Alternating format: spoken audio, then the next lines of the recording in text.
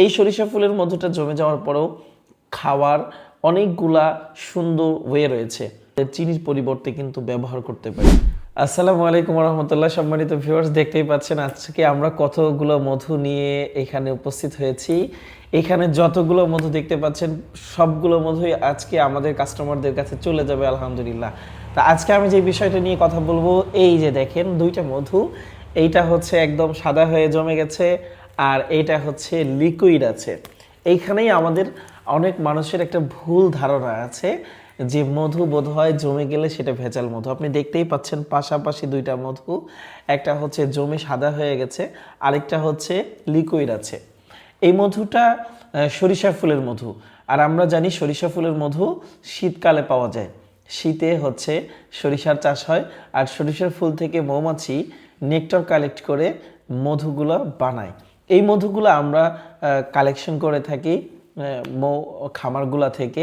তো সেখান থেকে আমরা যে মধুটা পাই, সেই মধুটা কিন্তু এই শীতের প্রভাবের কারণে এরকম জমে সাদা হয়ে যায়। আমরা অনেকেই বিভ্রান্তির মধ্যে পড়ে যাই, ভুল ধারণাবশত মনে করি যে এটা বোধহয় খাঁটি মধু না। কারণ আমাদের মাঝে একটা প্রচলন রয়েছে, আমাদের মাঝে একটা কথার খুব ছড়াছড়ি রয়েছে, সেটা হচ্ছে খাঁটি মধু কখনো জমে না। এই কথাটা 100% ভুল না হলেও 50%-এর উপরে ভুল। কারণ হচ্ছে কিছু কিছু মধুর বৈশিষ্ট্য যে সেটা জমে না, কিন্তু কিছু কিছু মধুর বৈশিষ্ট্য আবার সেটা জমে যায়। তার মধ্যে থেকে সরিষা ফুলের মধু একদম 100% জমে যায়, পুরাটা জমে যায়।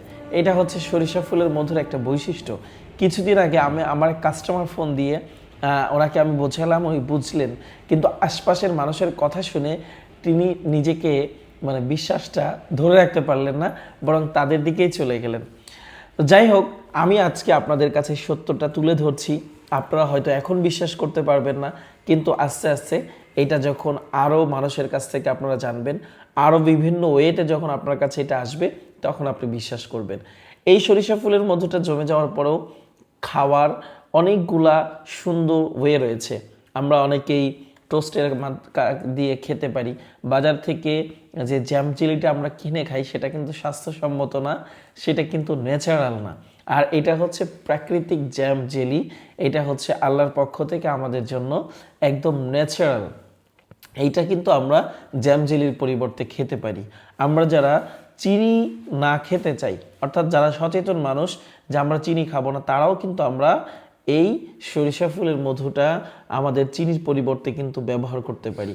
কারণ হচ্ছে সরিষা ফুলের মধু বাংলাদেশের সর্বাধিক উৎপাদিত মধু, সব থেকে ঘন হয় এই মধুটা, এবং সবচাইতে সুলভ এবং সবচাইতে রিজনেবল প্রাইসে পাওয়া যায়। এক কথায় যেটাকে বলা যায় সবচাইতে সস্তা মধু বাংলাদেশের মধ্যে যত মধু পাওয়া যায়। সেই জন্য এই মধুটার ভুল ধারণা থেকে আমাদেরকে বের হয়ে আসতে হবে। এরকম ন্যাচারাল 100% কোয়ালিটিফুল ভালো সরিষা ফুলের মধু আমাকে আপনাকে সবাইকে খেতে হবে।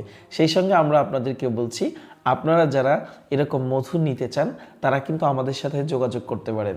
যারা মধু নিয়ে বিজনেস করতে চান তারাও কিন্তু আমাদের কাছ থেকে 6 কেজি থেকে পাইকারি মধু নিয়ে ব্যবসাটা শুরু করে দিতে পারেন।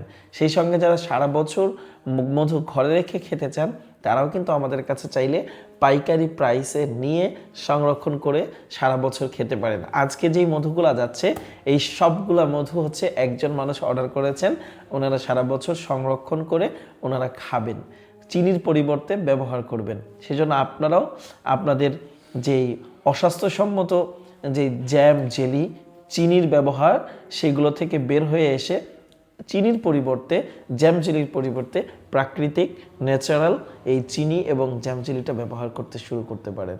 ভালো থাকবেন সবাই। আসসালামু আলাইকুম।